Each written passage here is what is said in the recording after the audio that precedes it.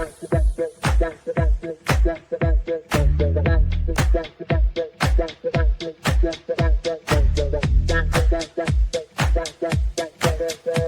Connections Radio presents.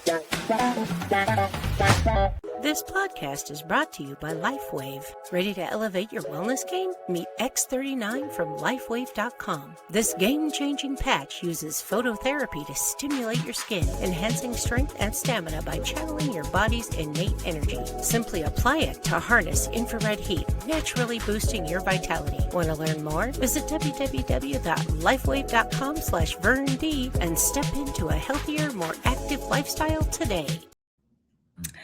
Welcome back to Breaking the Silence Beyond the Boundaries, where bold voices rise and limits fall.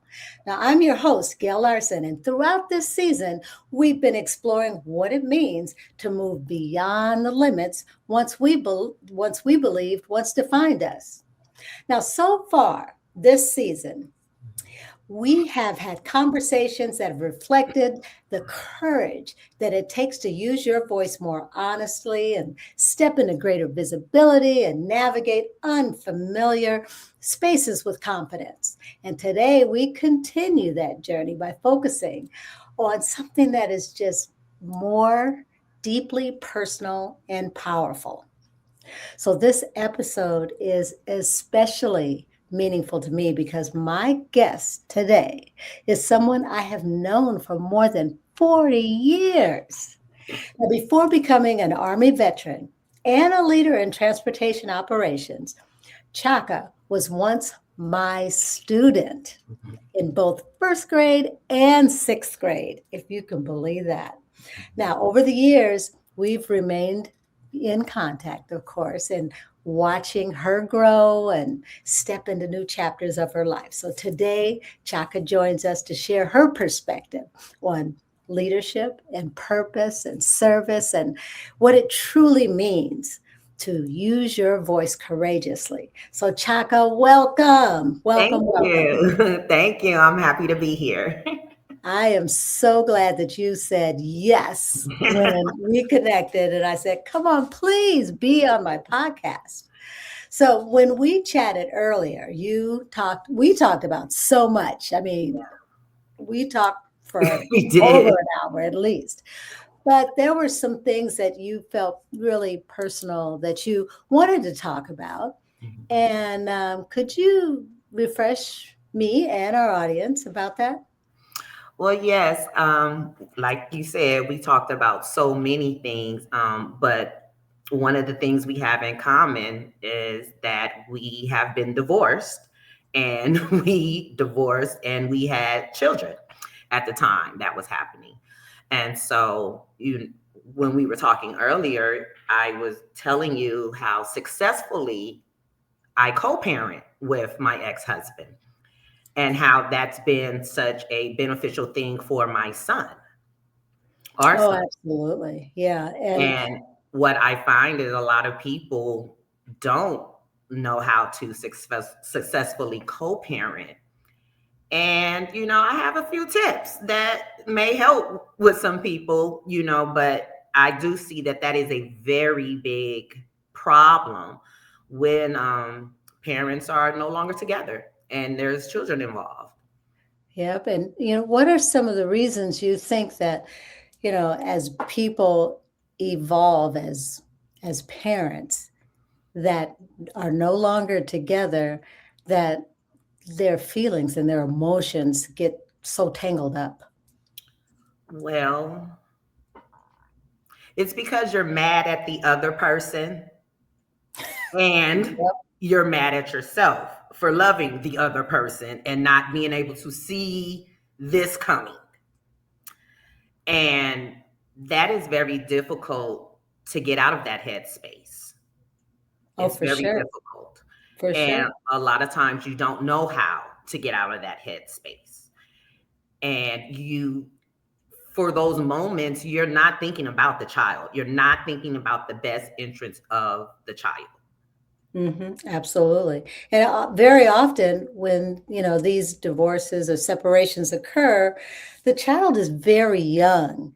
And, what I found in my experience is that, sometimes parents, they just continue to look at the child at that age and they don't have it in their heads. These kids are going to grow up and they're going to take these experiences with them and they're going to have these emotions that are just, satelliting around them that their parents are expressing to each other.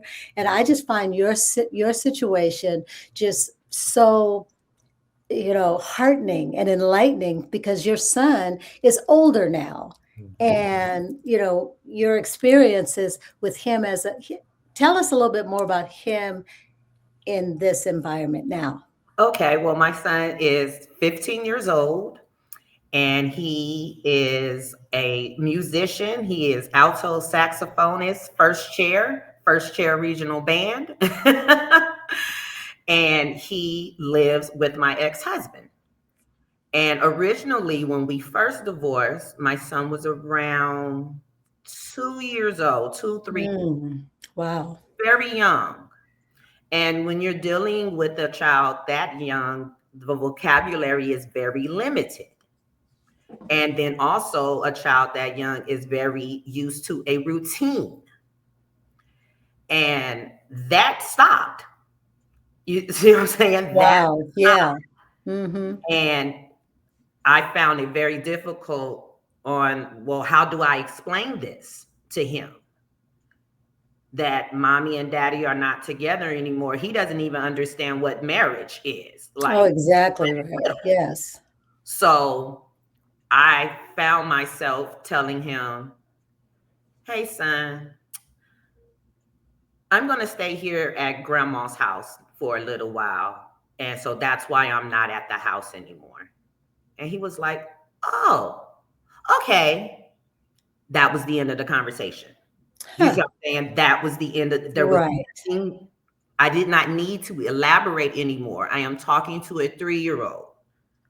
That was all he needed to know. All he needed to know was, oh, mommy left here. Oh, she's over at grandma's. No problem. Mm-hmm. So he was fine because he still was in his home. He was still with his dad. He still saw me. So he was just like, oh, she's at grandma's. Yeah. And that was his level of understanding for that time. Absolutely. Yeah, take into consideration his emotional maturity and not put all your, I want to call it baggage and your ex-husband's baggage onto him. It's just not right. Right, right. And I was lucky because I had 2 people coaching me through the divorce because I was having a very difficult time moving along through the divorce. I was having a very difficult time on how do I talk to somebody I cannot stand. I'd rather not talk to his father at all. Yeah. And I have to because we have this child together and we're going to have to raise him together. Absolutely. And I'm like, I had confusion on how do you raise someone together separately? Because that's not what I signed up for. Absolutely. You weren't thinking that in terms of that when you had your son, for sure. Exactly. That was not what I signed up for. That was the whole reason why I didn't have a child until I was married, because I didn't sign up for that and still ended up with that. I had no clue on what to do. So just like you stated before, one of the coaches told me, your child is not going to stay young forever. They are going to grow up and see you for who you are and also his dad for who he is. They're going to see you as a person eventually. They're going to see who you are. So how do you want to look when they realize who you are? And that stuck with me. Absolutely. I didn't want my son to grow up and be like, you kept me from my dad, when I absolutely had no reason to keep him from his dad. His dad was not, he wasn't in danger. Right. His dad was not abusive. His dad is not an alcoholic. His dad is not a drug user. Like there was no reason to keep him from him other than I can. Right. And that is just so fortunate. Back because I'm so hurt, you can't see your child. And I had people coaching me saying, no, you can't think that way. No. No, because the only person you're punishing is the Is a child. child. Yes, exactly. So you have to love your child more than you hate the other parent. Right. And you mentioned something earlier. You said that your son was used to routine, and Mhm. now, the routine was going to change, and I can understand, when I think too, the fact that you were or are an Mhm. Army veteran and being in the military, routine is just drilled into you and it's a lifestyle. So Mhm. now that your son is older, Mhm. and you were living in separate houses during Mhm. this time, how has that routine been instilled or continued, going back and forth, between different houses and that sort? Well, the one good thing in my situation with my ex-husband is before we even had our son, we promised each other we were going to raise our child different from how we were raised by our parents. Mm-hmm. And we were old enough and had lived, little seasons in life to Yes. know that, some of the ways we were raised did damage to us in our adult life, and that we did not want to do that to our child. So, since we have the opportunity to do it correctly, that's what we're going to do. And even with the worst parts of our divorce, we still had that in the back of our mind. So we would be in court fighting. Our divorce judge was so over us. And then we would walk out and he was like, I'm on my way to come get him. He's going to come back. And I'm like, he's already packed up. You better bring him back. And, but we never kept each other away from, each other. Yeah, absolutely. I Yes. always kept that in mind because of my ex-husband's story of Mhm. growing up with a step parent and how he wanted his dad around, but his Right. mom was hindering. Exactly. So I was just like, oh, well, I'm not going to do that. But then I also had male friends who was like, hey, don't treat that man bad if you don't have to. Like, don't you see what I'm going through over here? Like, don't do that. Don't be that type of woman. So I had, a very good village of people around who were encouraging on what to do and then also being able to show me how to do it because it does take trial and error. Absolutely. Yes. And kudos to you for, making that decision that you're going to break the cycle, Mm-hmm. even though, or to you and your ex-husband, break that cycle of, what occurred when you were being Right. raised and so We just forth. never Because, thought that would be fair. We already are, like, he's also ex-military too. He's ex-Navy. oh, So wow. we already Yeah. know the world's going to beat you up. So we should be safe. We should be a safe place for our child no matter what, because soon as they go out in the world, hey, the world don't care about you, but we do. So we had to dig down and constantly remind ourselves it's Hmm. about our child. It's about our child. And like I said, a lot of trial and error. We did not get those things right at first, as far as like communicating properly, because we're dealing with child support payments and, you know, like you hear sometimes those payments don't come through, well, Yes. did you get a heads up, or who are you dating now? And well, who is this around my kid? Yeah. It's so many things That's all very real. that you want Absolutely. to control, but you quickly learn once you separate, you have no say so of the other household, even though your child is there.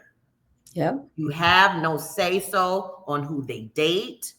You have no say so on where they live, how they're cared for. Like you can express what you don't like, but you cannot control anything over there and vice versa for both. So that's hard Oh, because absolutely. Yeah. you're still, if you're lucky, you're healing. Some people don't even start the healing process.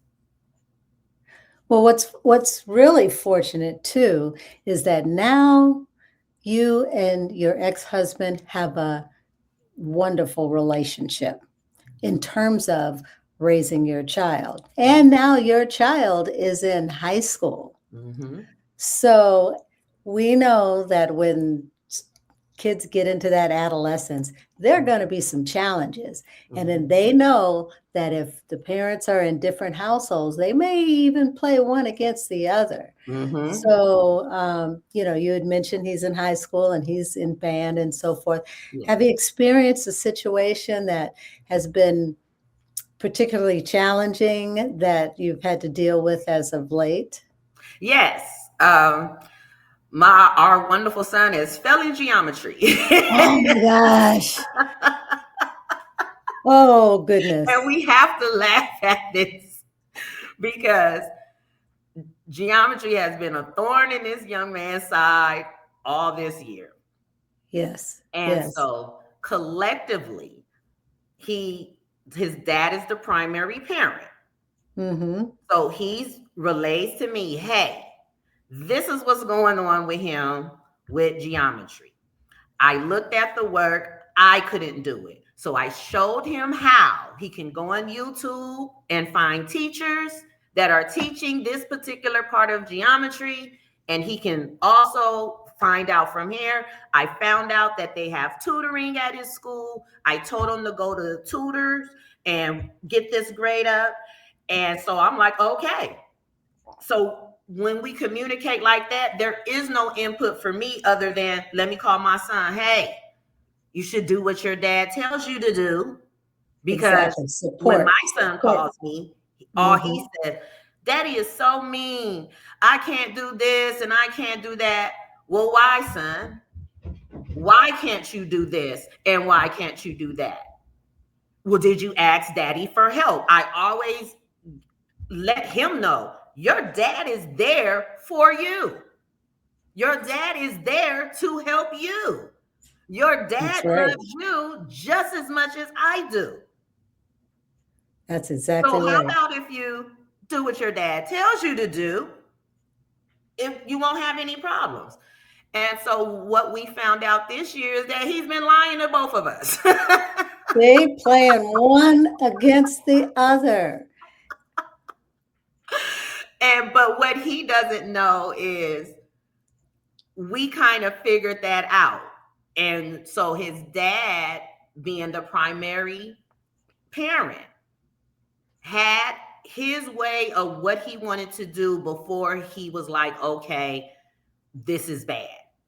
And all I did was support him from Yes. afar.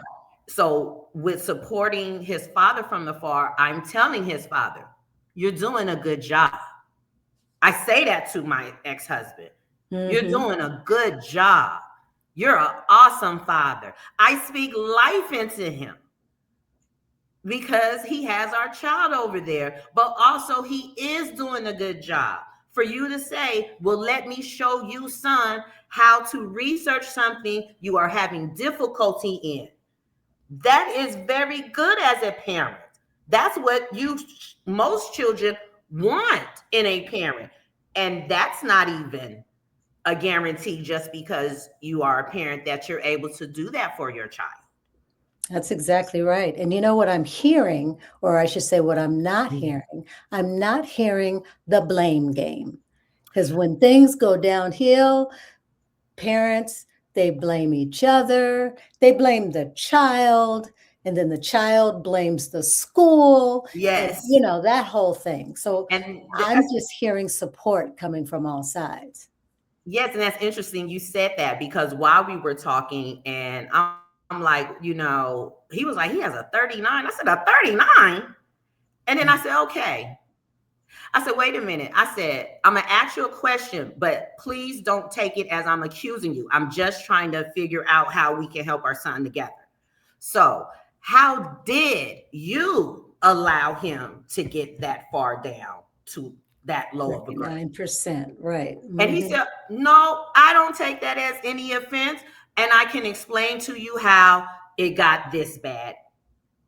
And so he let me know, hey, I was trying to teach him accountability. I am trying to show him responsibility.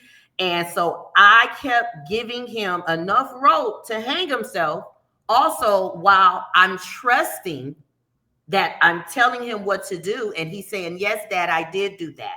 Yes, Dad, I am doing that. But what we found out when he was saying, yes, Dad, I'm going to tutor, he was going to band practice. Oh, goodness gracious.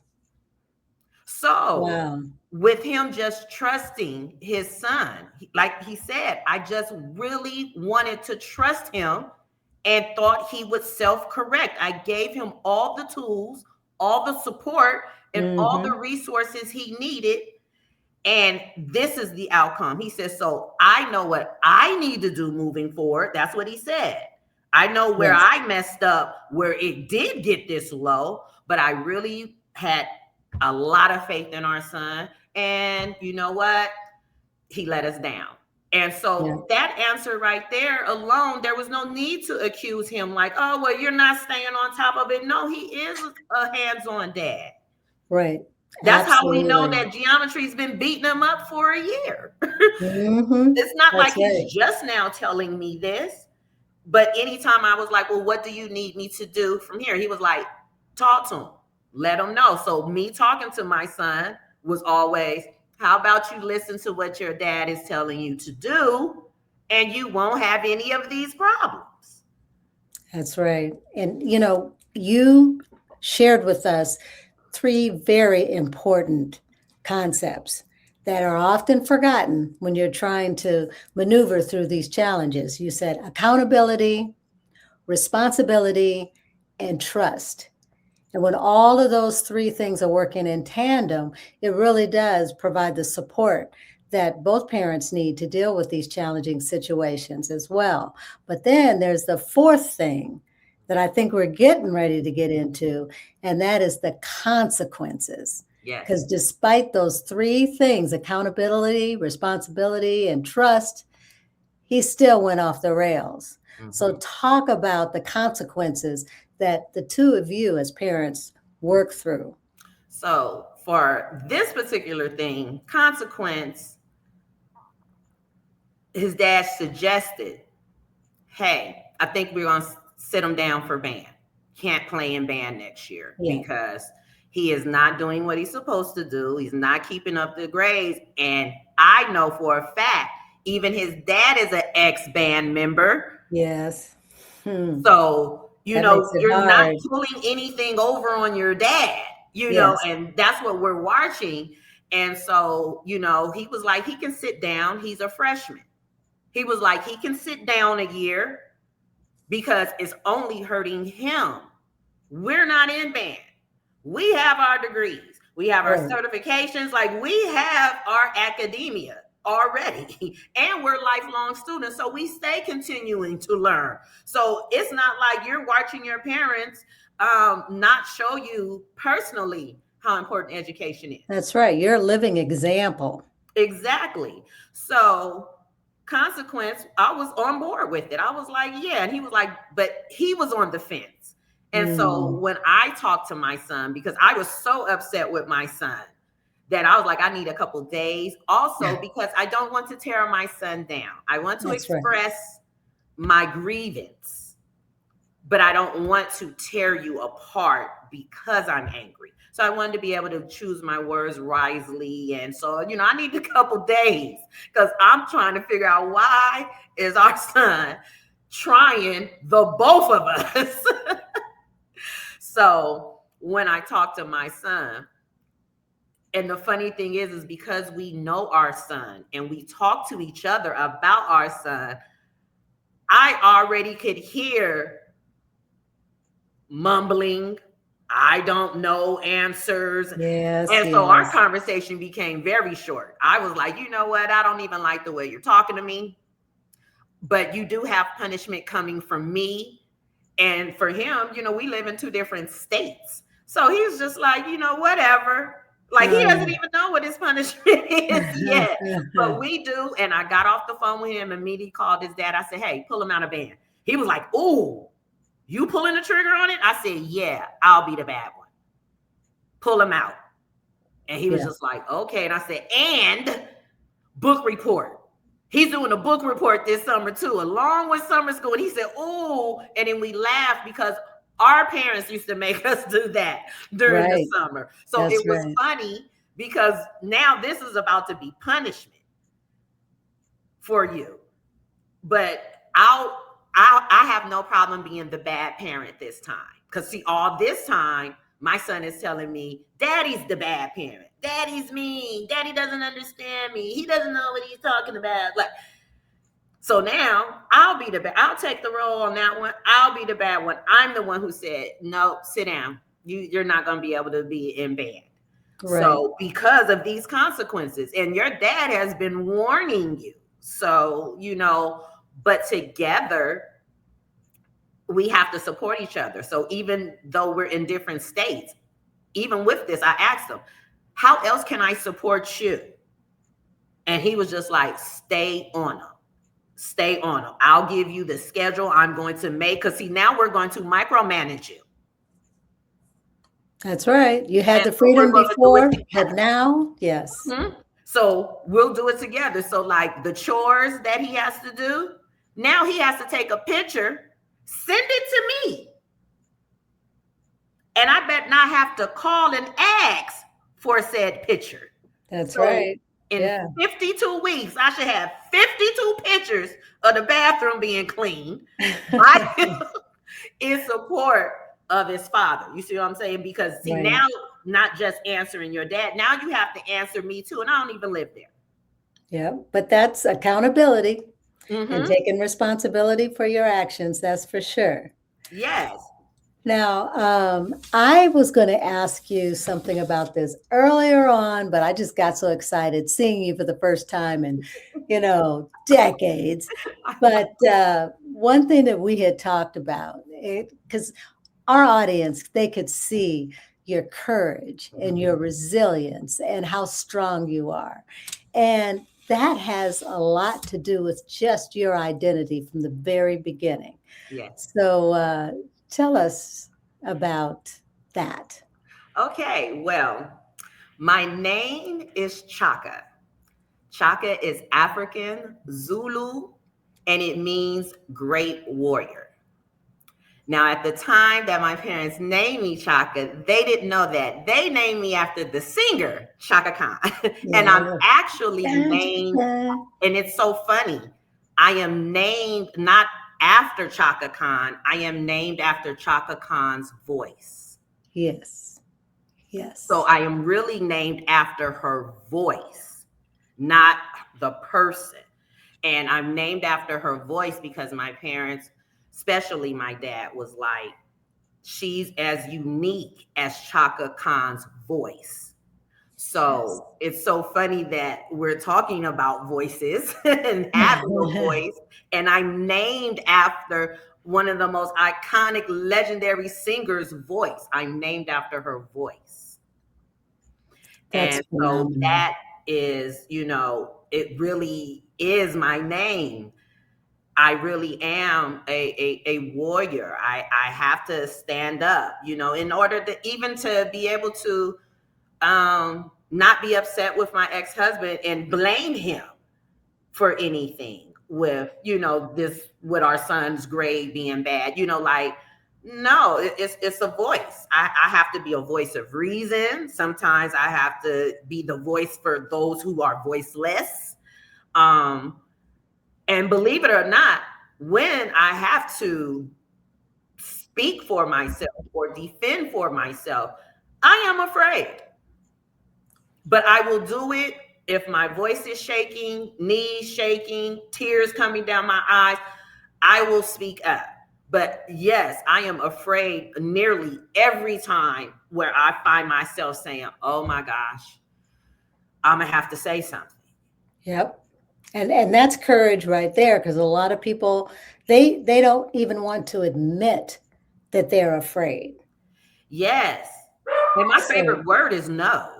And I've realized how many people have such a difficulty saying the word no. And that is the shortest sentence. It needs no explanation, and no rolls off my tongue so easy that there's lots of time I said no to something I meant to say yes. And I come back and say, hey, I know I had said no, but I meant to say yes. Because I say no is my favorite non-cuss word. No is my favorite word because it's so cute and compact and straight to the point. So, and that's really, I was so excited. The reason why I chose you for this particular episode is because no matter what, you speak up for what matters most. Mm-hmm. You let the other nonsense slide. Mm-hmm. You talk about what matters the most, what matters to your son, what matters to, your relationships. And that is phenomenal. So as we close, because we've come to our half an hour mark, do you have some advice for someone who might be struggling to speak up? Yes. If you're struggling to speak up, think about what outcome you want. The outcome I want is a catalyst for why I have to speak up. That is a fantastic. Lot of time. That's right. When you think about what result you really want, then that is really going to fuel how you speak. That is wonderful, Chaka. Yes. And thank you so much for being on my podcast, Breaking the Silence. And for all of our listeners out there, I encourage you to speak up all the time for what matters most. So this has been Breaking the Silence, Beyond the Boundaries. And until next time, yes. Thank you so much, Chaka. You're welcome. Thank you for having me. Classy Communications provides public relations and marketing solutions for businesses, professionals, and nonprofit organizations. They can deliver the true meaning of your business with press releases, social media marketing, web development, email marketing, book publishing, and much more. Wherever your potential clients are, they can help you connect with them. Visit classycommunications.net to learn more about their suite of services that can help your business stand out from the rest. Classy Communications is your solution for business success. PR Connections Radio thanks you for watching this podcast. Check out more episodes of this show and our others at prconnectionsradio.com.